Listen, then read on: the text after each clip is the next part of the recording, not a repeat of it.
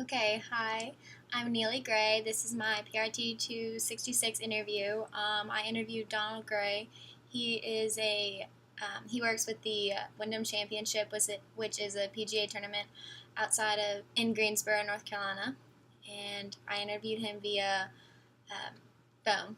So I'm gonna tell you all the questions I asked him and give you his responses, and then I'm gonna wrap it up at the end with like a quick summary. So here we go. First question I asked him was, how did he first get involved in sports? He said when he was in sixth grade, he started playing Little League Baseball in Asheboro, North Carolina, which is where he's from, in 1969 when he was 11 years old. Second question I asked him was, what sports did he play? Obviously, he played baseball, and then when he got into middle school and high school, he played football and basketball. The third question I asked him was, why did you want to get involved in a sports-related career? He said he just loved sports so much that he wanted to incorporate it into his professional career as well. He wanted to have a job that he loved doing, not one that just like brought in the paycheck. The fourth question I asked, when did you first get involved in sports management? The year was 2000, and that's when he first started working for the PGA for the Wyndham Championship. My fifth question, I asked him what his educational background was, and in fact, he actually only has a high school diploma from Asheboro High School. He has no bachelor's degree or undergrad or anything. He didn't go to college, just straight out of high school, and he has the job he has now. Which leads into my sixth question, what is your professional career title? And it's Player Relations and Sales Representative for the PGA Wyndham Championship Golf Tournament. The seventh question I asked him was, what are some of your favorite experiences you've had throughout your career? He says definitely meeting like famous players. He's met Tiger Woods, Payne Stewart, and Arnold Palmer. The eighth question I asked him was, what are some of the tougher challenges you faced during your career? He says definitely dealing with players and their family members, because he is considered player relations, so he works with all the players when come tournament time, and he does whatever they want, and then he helps out with their wives and their kids and their parents. So he has a lot on his plate, and that's some of the more tougher challenges, because some of the requests and the personalities sometimes don't really mix well, and they're kind of difficult. So he says that's the toughest challenges that he has in his career. And then my ninth question, I asked, how do you personally like to deal with difficult customers and or players? And he says he likes to make them feel very comfortable around him. He likes to build a foundation and connect with them individually and on a personal level. That way they don't feel uncomfortable in any way or unsure about any situations, and can always talk to Mr. Gray when they have an issue. My 10th question, was there anyone specific that turned you on to a career in sports? He said his older brother Daryl worked with Yonex golf equipment.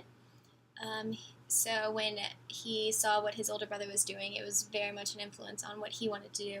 And then his boss, Mark Brazel, who at the time when he hired Mr. Gray was the vice president of the American Junior Golf Association. Now Mr. Brazel's title is the tournament director of the Wyndham Championship.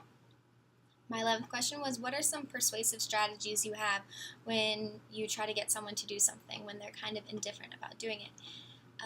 During the tournament time, he works a lot with volunteers for the tournament, so when he's talking to volunteers, he likes to train them to go further in their career by learning how to deal with certain attitudes and personalities. He likes to teach people how to deal with different personalities when handling players and their agents and their wives and their kids and their whole families, because sometimes personalities clash and things get a little tense, so he likes to help people calm down and whatever, so they don't explode.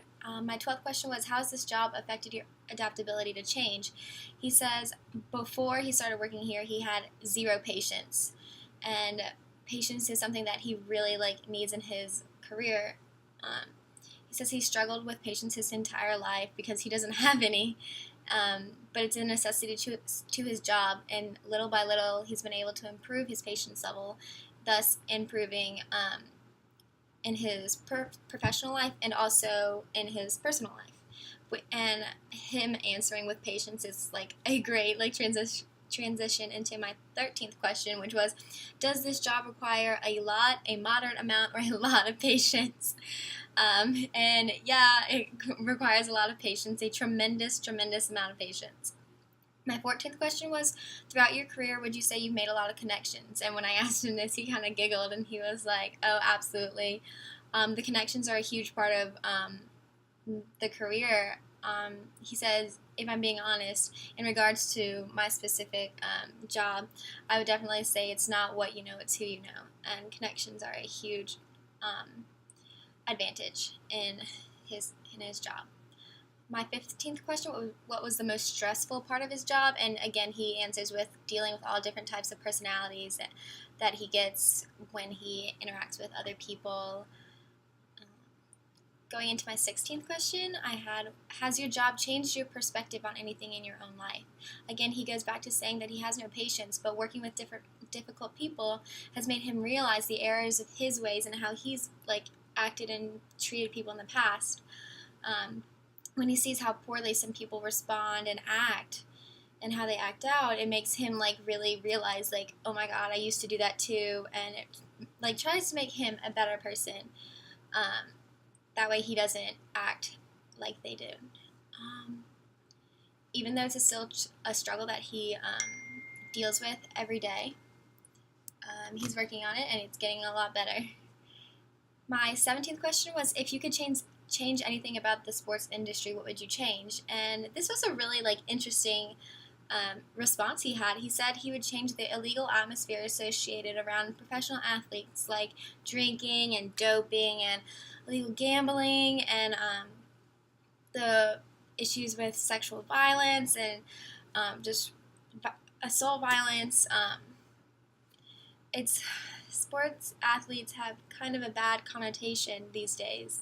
It's one a view they didn't really have in past decades. I'm sure they had some, like they were still like gambling and drinking and doping and whatnot back then, but it's much more prominent these days, I would say. This leads back into my 18th question, and I said, why would you change? Why would you change it? And he said, because it gives the sports industry such a negative viewpoint. It puts a blemish on something that originally served as an entertainment and gave pure pleasure and happiness to the athletes that played them and the spectators that enjoyed them. Like, he is absolutely right. Like, back when the Spartans were playing in the Roman Colosseum, like, the original point of playing was for enjoyment and entertainment, to get the crowd to, like, get away, like, to not be bored and get out of, like, the streets and go and do something that, like, community-wise that, like, provides entertainment. Like, sports is, like, when I think of it, I think of, like, excitement and competition, and I get really excited. But lately, it's become kind of a bad atmosphere in some cases. Like, obviously, there's still, like, good things about sports, but lately, with all the drinking and doping and gambling and sexual violence and abuse, it's just really put a damper on the sports as a whole. And I totally agree. I would definitely want to change that if I could. My 19th question was, what have you learned from mistakes in the past? He said his biggest mistake is not, like, giving people second chances. When he meets them, he'll, like, just judge them instantly on their first impression, and he can't do that. He's learned that that's not an option, and he's really regretted not giving people some second chances that really deserve them. And my 20th and final question was, do you have any recommendations for myself as I try to pursue a job in a sports-related career? And he said, be patient, be kind, and don't judge people, which is great advice overall. Patience is, like, key to any job, or not any job, but, like, this job in, like, particular. And giving people second chances, it's just my, like, philosophy of life, so it really works out really well. Okay, so now I'm just gonna, like, do, like, a quick little summary of everything that I've learned and whatnot through Mr. Gray's interview. Definitely, there are so many benefits that come along with having a sports related career, such as meeting famous people like Tiger Woods and Arnold Palmer, making connections, and getting involved within your community, and just like bringing complete joy to people's lives through sport. However, in order to succeed in a job like Mr. Gray's, you must learn to like calm yourself and be patient. Like patience is such a virtue. I struggle with it personally a little bit. I have some, but to a degree, as we all do.